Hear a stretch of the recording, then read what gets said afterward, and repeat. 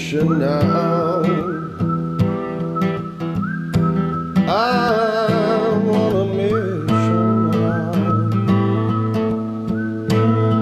I'm on a mission now. I'm on a mission now. Hi guys, welcome back to the mission. I'm David Taylor, I'm a guide with African Waters. Today I'm going to be tying a nymph that we use for the Niger barbs in Cameroon. As far as nymphs go, there's nothing that special about it, but we did find that this nymph stood out in terms of the barbs committing to flies. The fishery there is incredibly special. So many of the rivers in West Africa are completely stuffed through overgrazing and illegal mining, you know, that kind of thing, netting. And this place is almost pristine. The water is crystal clear. You can sight fish almost everything there. I think there are something like 72 species of fish in that river. It's over 70 anyway.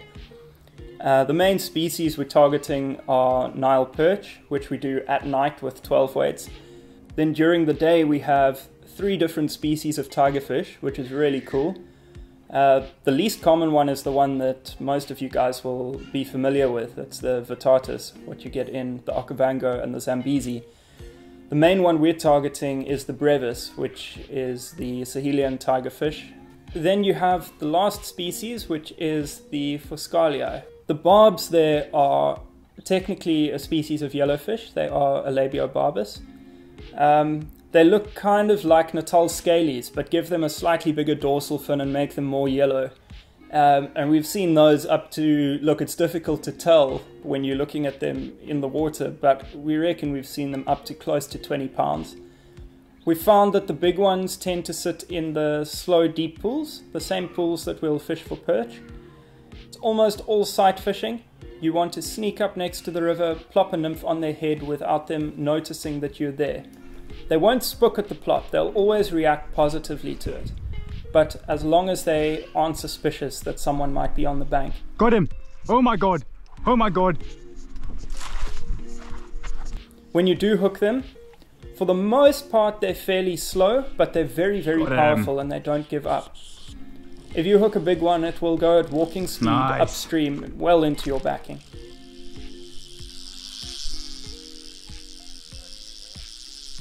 Ew. The biggest we've landed to date, we haven't actually measured the weight, but it was 65 centimeter fork length, and I reckon between 10 and 12 pounds, so they get to a serious size. In terms of the materials we're going to use, I have the Arix size 14 jig hooks. The brand isn't that important. Size 14 is generally quite a nice size for these. I have natural CDC, in this case Petit Jean. I have some Hares or squirrel dubbing. Some Spectra UV pink dubbing. Brand is really not important. The pink dubbing is for the tag tail. I have some copper wire for ribbing for the body. And then some tungsten beads in copper. You can also go silver or gunmetal. I like to use 3 or 3.5 mil. Start the thread. I'm just going to build up a little bit of thread behind the bead just to lock it in place.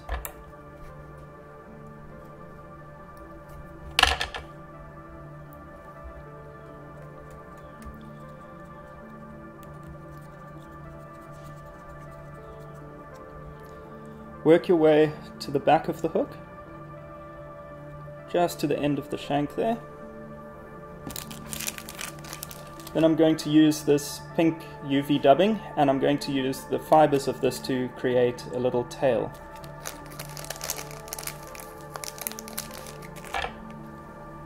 Not a massive bunch, you can keep it fairly sparse.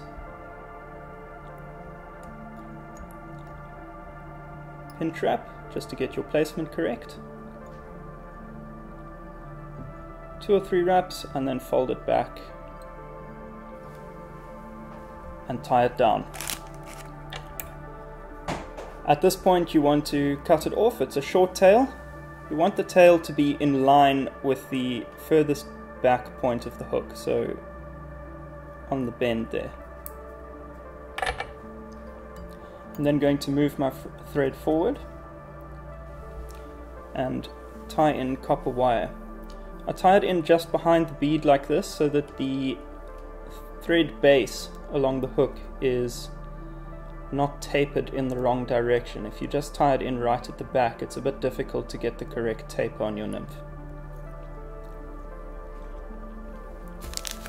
At this point I'm going to dub the thread with something like hare's ear. It doesn't have to be hare's ear. Squirrel body fur is great, or anything similar.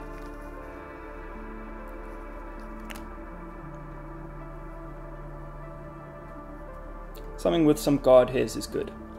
It just gives it a nice buggy appearance. You don't want this fly to sink too fast, and so the extra bugginess coming from the dubbing helps.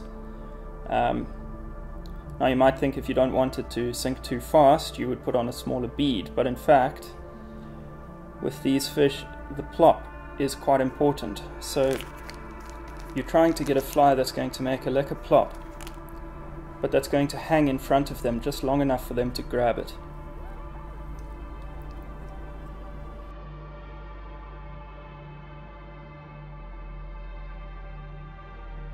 This isn't resembling anything in particular. For some reason the barbs react to pink. We're not sure why. The two main triggers we've noticed with them, and I will put a caveat in here in that we've got a lot to learn about them still, but the two main triggers we've noticed so far are that they like a pink hotspot and they like a plop. So when you're fishing this fly, you're fishing it in slow water like pools.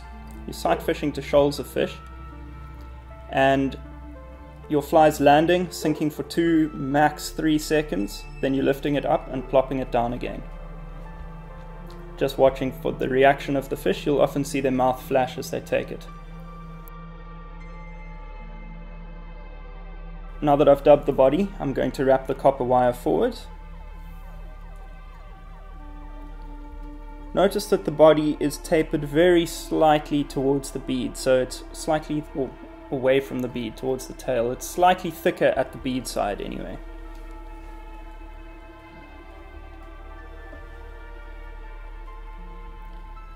I don't cut the copper wire because that can damage scissors, so I rather wiggle it off.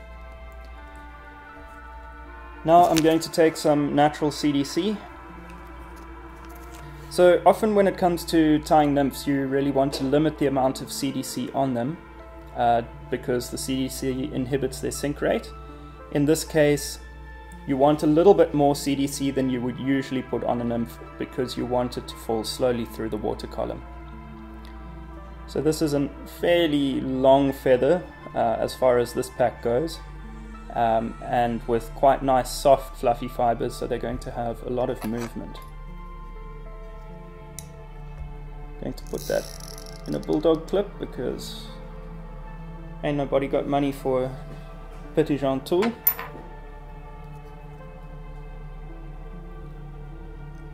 Trim the fibers from the stem.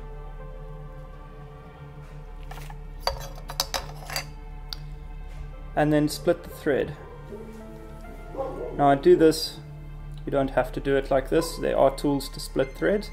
I do it just by running my thumbnail down it a few times to undo any twists in a short section, and then you can just grab it in the center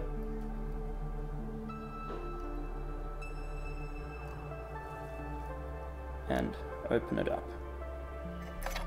Then going to come in here with the bulldog clip and carefully insert the CDC into the thread. Pinch the thread just below the CDC, spin your bobbin a few times.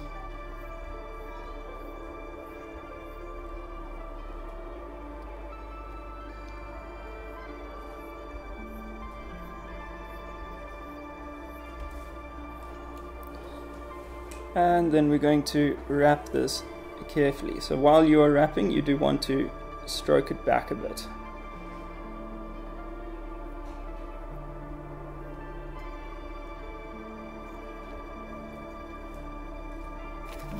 Now we're almost done. You can leave it just like that, I just like to neaten up the fly by putting a very small amount of the Hares ear dubbing on the thread here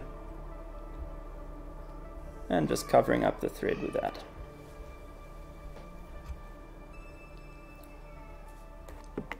Now at this point I don't whip finish. I've got past that. What I use now is Glue Devil, Glue Genius. Literally just put some of this on the thread.